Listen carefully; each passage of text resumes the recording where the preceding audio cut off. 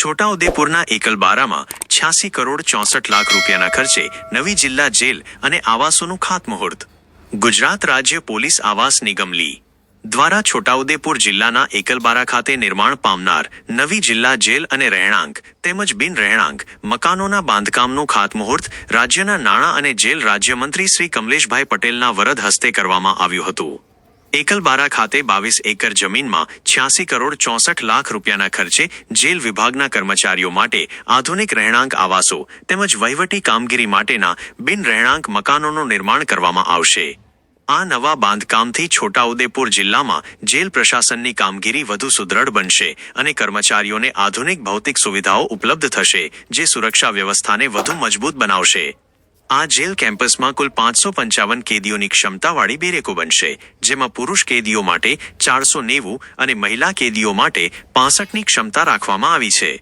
Jail સંકુલમાં admin block, સંત્રી box, flag poster, video conference room, grain store, flour mill, anganwadi, matron office, library, study centre, canteen અને auditorium જેવી અત્યાધુનિક સુવિધાઓનો સમાવેશ કરવામાં આવ્યો છે। કર્મચારીઓની સુખાકારી માટે પણ અહીં ખાસ આધુનિક આવાસોનું નિર્માણ કરવામાં આવશે। આ કાર્યક્રમમાં સાંસદ શ્રી જશુભાઈ રાઠવા અને ધારાસભ્ય શ્રી રાજેન્દ્રસિંહ રાઠવા દ્વારા પણ પ્રાસંગિક ઉદ્બોધન કરવામાં આવ્યું હતું।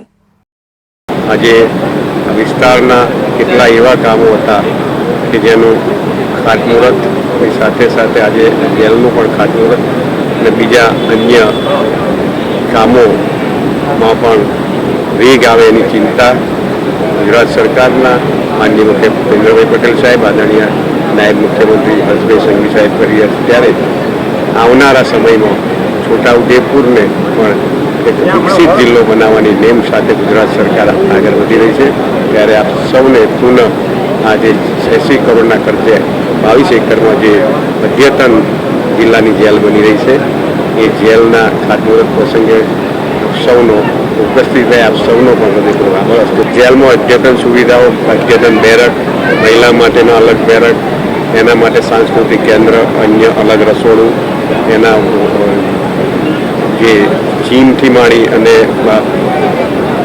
કોમ્પ્યુટરના માધ્યમ, વિડીયો કોન્ફરન્સથી પણ જે કોર્ટની કાર્યવાહી થઈ શકે અહીં રહીને એ બધી જ અદ્યતન સુવિધાઓ સાથેની આ જેલ બની રહી છે।